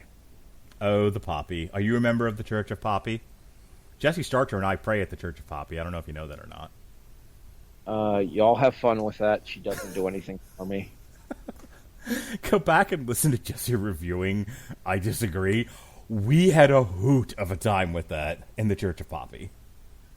That's our Christmas show this year. We're going to do her Christmas EP, and then this NXT one that she put out, and a bunch of her other singles, like we did the Saliva show. Because we love the Poppy. Okay. I don't have a response to that. I don't see it with her. I don't get the appeal, but to each their own. I'm into bizarre shit. And she's different for sure. That's a whole thing. 100. She's Rock's version of Billie Eilish. The most recent shows we've done were Bongzilla and Dr. Colossus. Are you sensing a theme with us? Y'all smoke way too much pot, yes. As Mike McQuillan once said in the band that we used to be in back in high school, we don't use drugs, we just like to sing about it. Shout out to you, guy. Moving on. As Marilyn Manson once said, I don't like the drugs, but the drugs like me. I say that all the time at work, which is weird because I work in a jail. What did you think of this match? Says the guy on the podcast talking about wrestling that people are listening to. Like I said, too predictable for me. I never that whole suspension of disbelief that you mentioned while we were talking about Against All Odds. Didn't happen to you here? Yeah, not at all. Not even in the slightest. I didn't buy into any of Ember's near falls. Okay. I enjoyed it. And I think that's the key part of being able to enjoy this match is that suspension of disbelief of, oh, shit, they might actually change the title here. There was never that moment where it was like, oh, shit, they might change the... No, they're not going to change the title here. That's fair. I can see where you're coming from, and I don't necessarily disagree with you.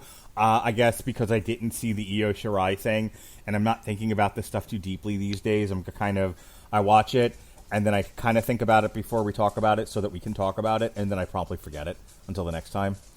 But I guess if you're paying attention and you're studying the stuff and these details are jumping out at you, I can totally see how it would ruin the experience of a competently wrestled match.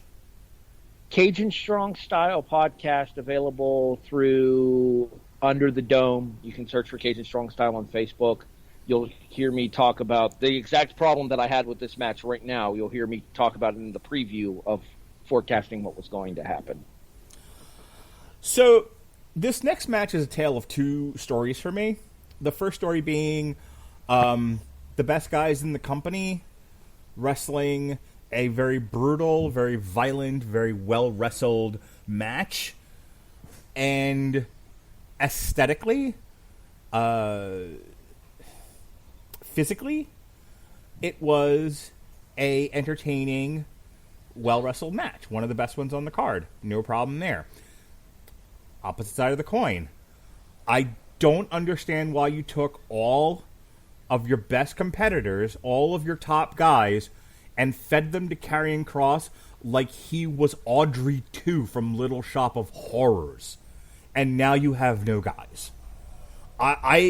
This is one of those matches where, like, Karrion Kross didn't need to beat the entire roster of main eventers in one night to get over. He was already over. He's already a badass who can beat the fuck out of most guys on that roster, if not every guy on that roster. Why not feed him slowly, one at a time, and draw this out? They gave away a year's worth of fucking people for Karrion Kross to mow through in one night. I disagree with that. And the reason I say I disagree with that is because there was one person who stood toe-to-toe with Kross throughout the duration of their in-ring interactions with each other, who I think would be a very formidable one-on-one challenger to Kross's title. And that would be the Bruiserweight Pete Dunne. Ugh. The potato? What do you have against Pete Dunne? How dare you? Well, he's shaped like a potato. A yam, as a matter of fact. With all that red hair. He's a yam. He's a walking yam. Well, that's one sweet potato. You're funny. So Pete Dunne, the last good thing I saw him do was put over Walter. That's the match right there. Walter versus Karrion Kross. Oh, give me all that man slapping meat. Big sweaty men slapping meat. Yes, sir. Can you give me Karrion Kross, Walter, headline, stadium. I don't give a shit if it sells any tickets. Just put him in the middle of the stadium, because that's the match of the century right there. Karrion Kross, Walter. All right, let's talk about this match in the two parts that you just mentioned there. Yes, as Karrion Kross referred to his opponents on NXT, it is the Mount Rushmore of NXT, and he's probably not far from being accurate there.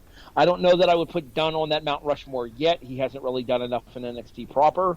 NXT UK, he's absolutely a cornerstone of, but we haven't really seen a huge extended run from him in NXT proper. We're starting to see more of what Dunne's capable of in NXT proper, but again, most of his more formidable matches and stuff and moments came from NXT UK, the feud with the big strong boy Tyler Bate, as well as a series of matches with Walter, and then even going into his battles with guys like Joe Coffey and Wolfgang as well. Yeah, his match with Walter at NXT Brooklyn, WrestleMania 2019, like a match of the year candidate for me, if not the match of the year. It was phenomenal. See, I think that the thing with Dunne is that you buy Dunne as legit. Like, yeah, Dunne hasn't. I'm not taking anything away from his ability. I just think he looks like a potato, and his personality does nothing for me. But if you would ask me, but what if personality and physical attributes were not a thing, and you just judged him by his ability for once in this 2-hour podcast? Okay, cool. I okay, but one's ability to wrestle can't be the only thing we're talking about. I get that this is an aesthetic business, but I do think that there's a level of viability that you just talked about, that suspension of disbelief that Pete Dunne has.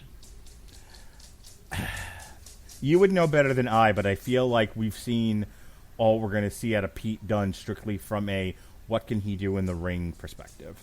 Maybe I'm wrong, and I'm okay to be wrong about that, but I stand skeptical. Very well. You're entitled to your opinion, as wrong as it may be. All right. So back to your thought about how they burnt through the challengers here. I think the biggest mistake of this match was having Kyle O'Reilly take the loss. I don't think it should have been O'Reilly. I think it should have been Gargano. Agreed. And the reason I think it should have been Gargano is because Gargano's basically Teflon. He can take a loss like this. He can yell and bitch and moan about it the following Tuesday on NXT TV, and everybody will forget it'll happen.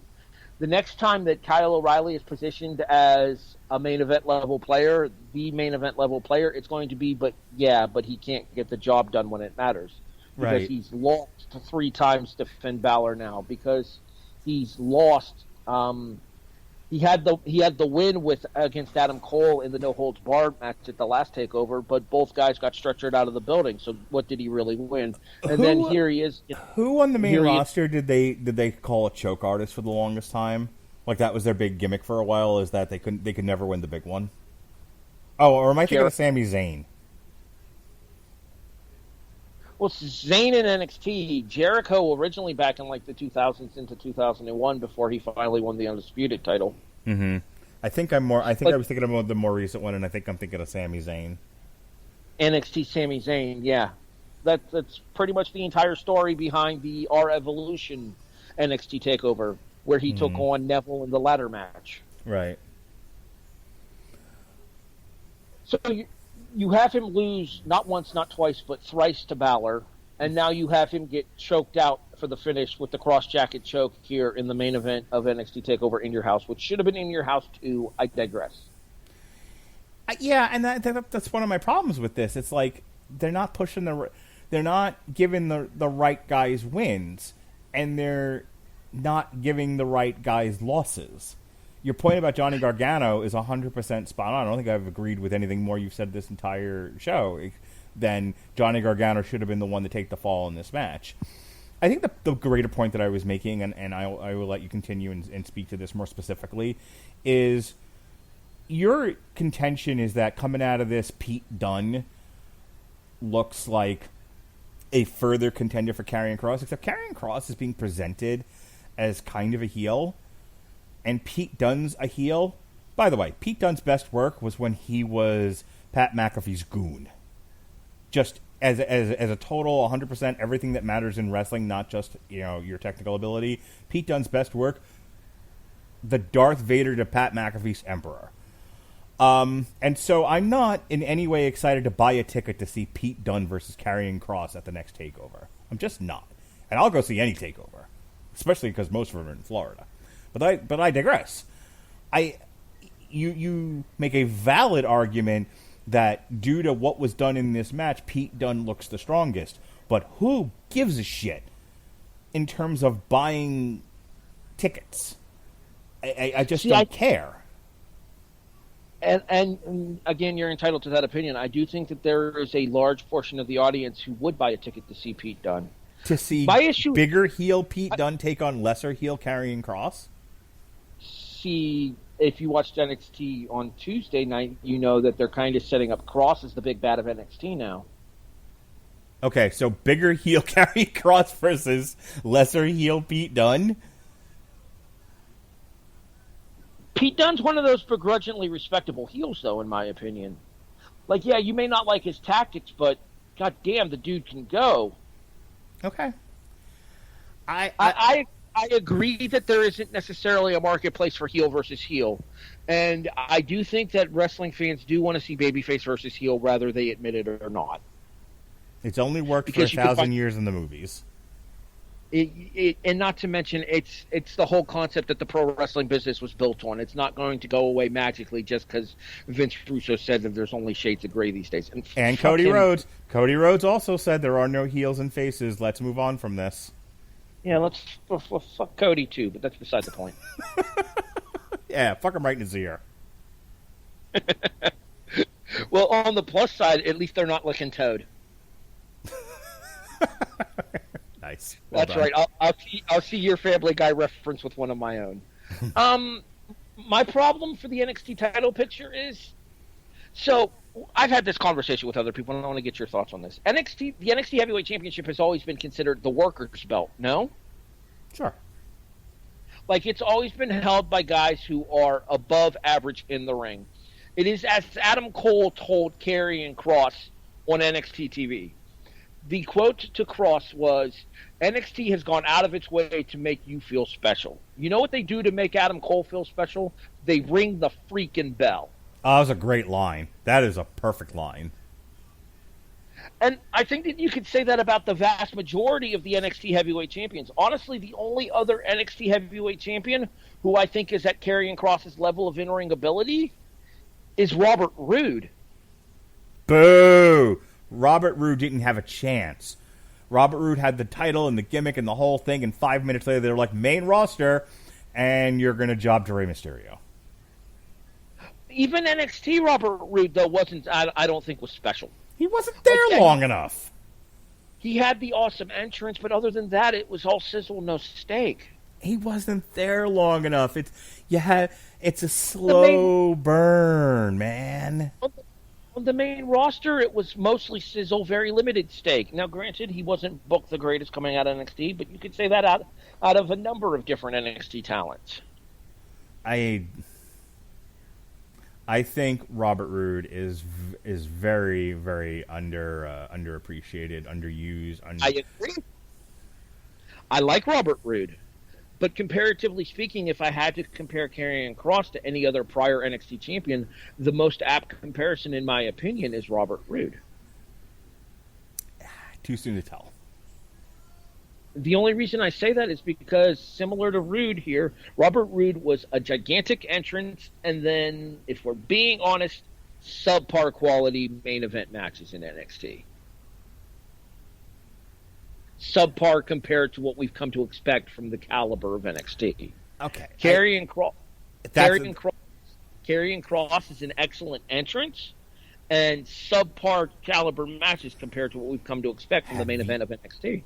Did you see his Bloodsport match? Can't remember how many there were, but there was one. There was one in particular, and I can't remember if he did Matt Riddle's and then he did the first year of Josh Barnett's. And you probably know better than me. You seem to be very good at correcting my missed dates that I misremember.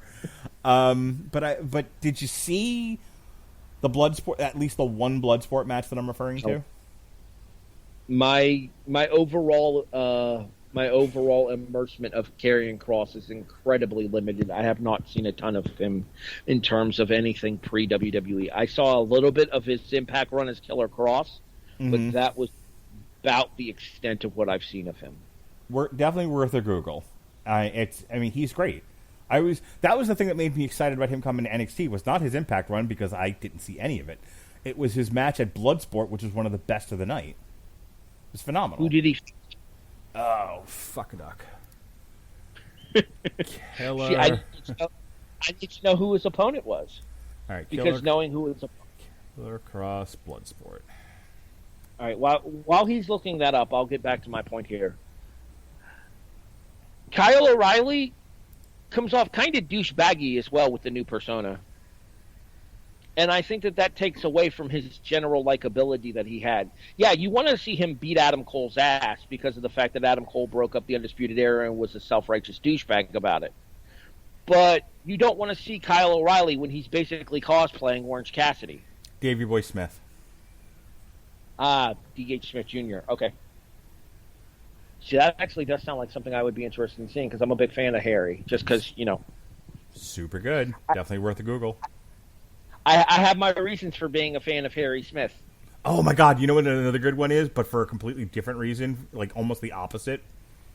Killer Kross the following year versus Nick Gage, which was like almost like a parody of a wrestling match. It was so bad. It was like, hey, here's this guy who's only good about smashing light bulbs over his head. Hey, here's one of the best, toughest, strongest wrestlers in the world. Guess how long this was? Let's see. Like, the average on here is 7 to 10 minutes. You know how long it took Killer Kross to beat Nick Gage that year? Less than 4 minutes. Poor Nicky. He deserved better. No, he doesn't. Yes, he does. Nick Gage is the man.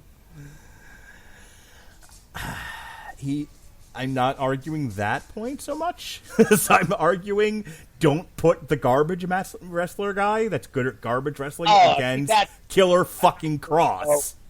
We're gonna argue that point there because Nick Gage is not a garbage wrestler, sir. Nick Gage can more than hold his own in an actual wrestling match. Not against Killer Kross, he can't. That's not even. It wasn't a wrestling match though. If it's Bloodsport, Bloodsport's the no ropes one, right? Yeah, it's like all it's all like catch wrestling, chain wrestling. No, honestly, it's basically human cockfighting, is what it is. No, it isn't. It's essentially work jujitsu.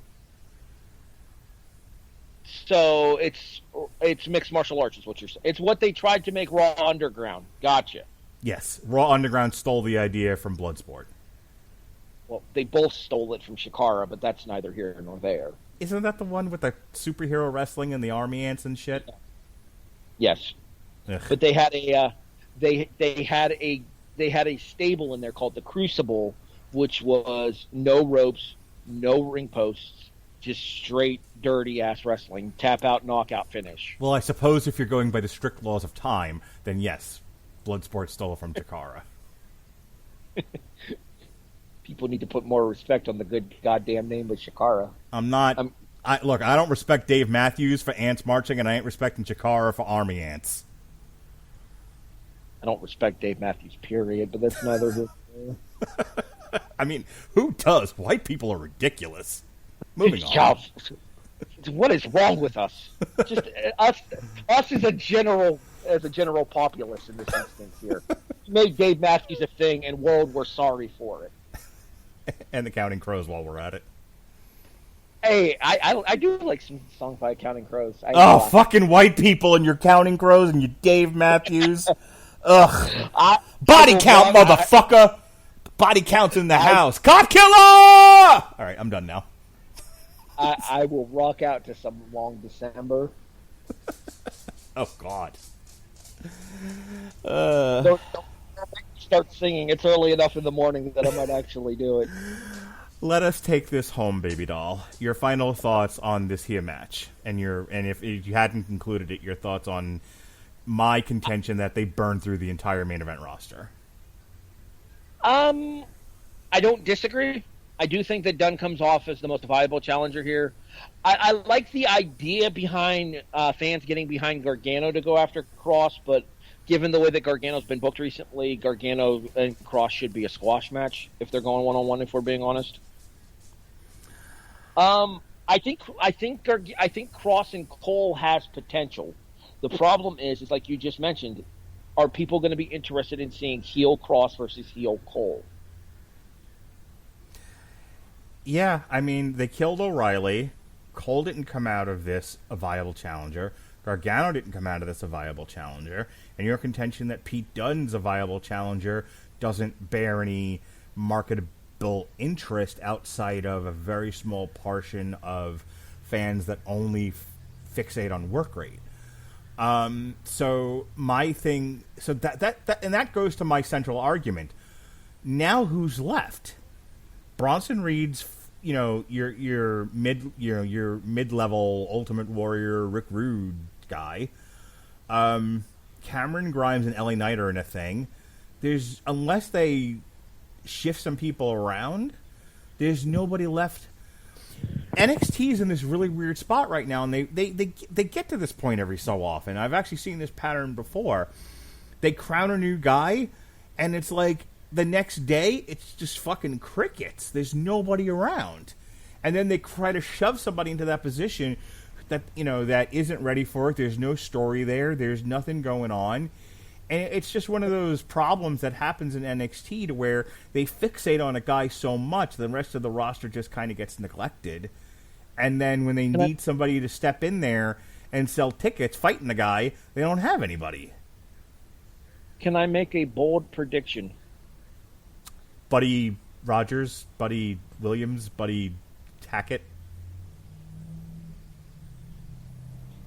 Audio cue on a visual podcast. They didn't see me roll my eyes. I'm sure they heard it, though. Now I'm really into this idea of Karrion Kross versus Buddy Hackett.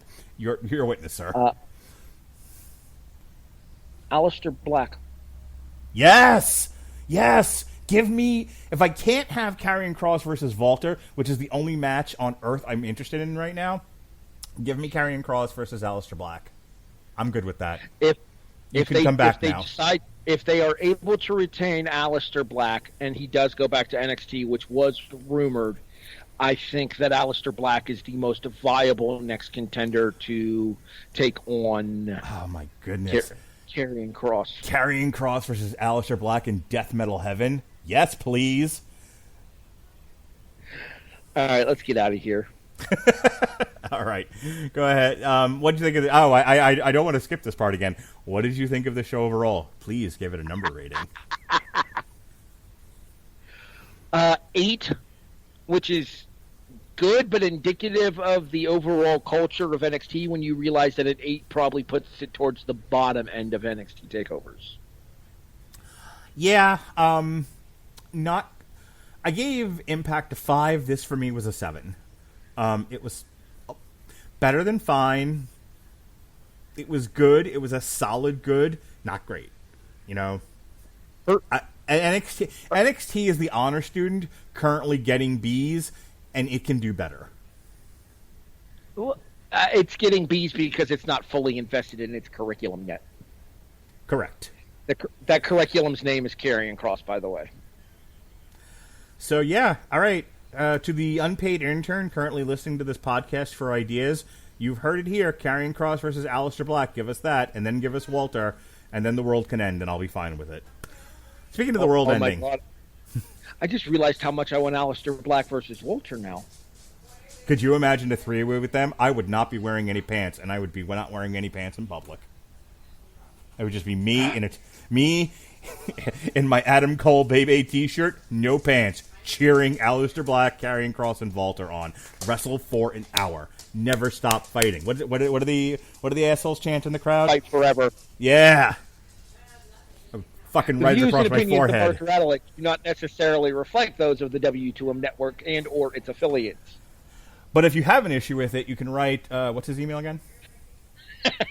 s.garmer@gmail.com. Well played. That bought me. Put it on a t-shirt, Mindy. Plug your shit, yo. The Reaction, Monday nights, 11:30 p.m., Chairshot Radio Network. Myself and 411 Mania's Tony Acero, who does cover Raw on a weekly basis, except when Robert Winfrey gets tagged in. We discuss both SmackDown and Raw. That's obviously depending on Tony's availability with him running the restaurant right now and things opening back up in California. In addition, the kickoff here on the W2M Network, myself, Eric Watkins, the aforementioned Jason Teasley, as well as Kennedy Eddings. We are currently in an off-season hiatus. We'll pop up here and there with a couple of news desk episodes, but the kickoff does not return in full force until August. Radulich in Broadcasting now presents the BW Sports Report with myself and Eric Watkins. It's something we've been talking for a while, an all-sports show. We released a pilot episode where we do alternative commentary on Utah versus the Clippers, Game 3 in the Western Conference semifinals, as well as we talk about a bunch of... Did you see I added a pretty picture? I did not see that you added a pretty picture. I added a pretty picture. Although as a Jazz fan, I'm sure I would imagine as a Jazz fan that the picture probably would make me sad. It was a Google search for that game, and that's the picture it was.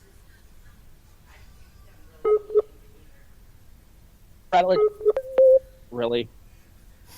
Can you hear me now? I can. Your pretty picture kicked my Skype off the line. Nice.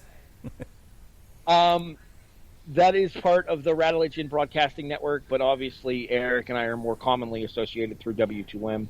And also available in the archives for W2M is Life is Like a Game Show. We are working on our greatest game show ever tournament, and then we will begin our deep dives into specific game shows going forward. That is myself, Eric Watkins, noticing a theme here, and Jonathan Nielsen over on the W2M Network. All right, every one of our podcasts that I promote is a link to a link tree where you can find your favorite players playing our podcast wherever you want to play them, whether it's on the website itself, Spreaker, Apple, Spotify, YouTube. We are doing videos. The Radulich and Broadcasting Network has, kicking and screaming, been dragged into the 21st century. So we will, not this one, but we will, going forward, more often than not, more often than not, be presenting a video feed to coincide with the audio podcast. So if you like faces and faces that speak voices, then you'll find it on YouTube. And if you don't like faces and you just want to hear voices, you find it on the player of your choice. But you already knew that if you're listening to this. Unless you're not listening to this on the player of your choice, and I'm not entirely sure what you're doing. Well, what you should do is check us out. That was a rambling promo, wasn't it? On June 22nd, we're threatening to do a Hell in the Cell review. Harry Broadhurst might be there. He might not. Chris Sheehan might be there. He might not. Chris Bailey. No one ever knows where he's going to be. He's like a comet. He kind of just comes through every once in a while. Somebody might be on here listening to my stupid opinions about wrestling. So stay tuned for that. June 22nd, the review of Hell in the Cell with me and somebody once told me the world is going to show me I ain't the sharpest tool in the shed. Speaking of non-sharp tools in sheds, NXT,